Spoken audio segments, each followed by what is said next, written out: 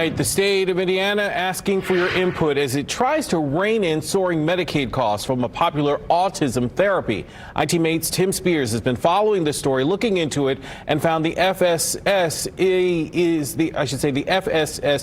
is adding public listening sessions after he reached out with parent concerns.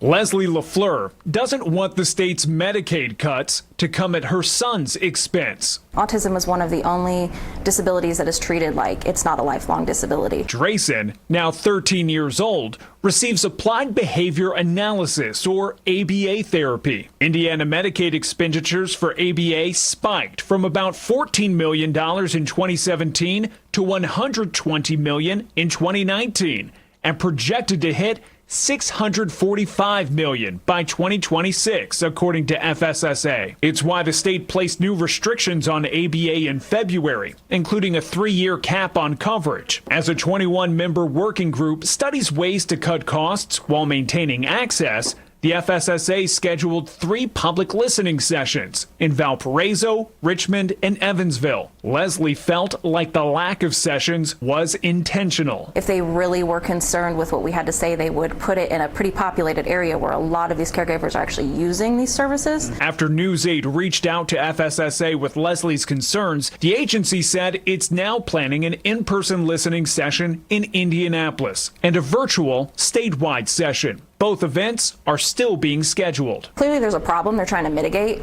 I would just say don't take it out on the children. News 8 reached out to multiple members of the working group to ask about the feedback they've received.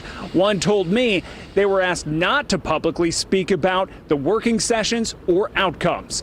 Tim Spears for Wish TV and WishTV.com. Tim, a listening session is scheduled for tomorrow in Evansville. You can also send in comments via email. Grab your phone, scan that QR code. You see it there, and that will take you to the As Seen On section of WishTV.com, where you'll find this story and a link where you can send your comments.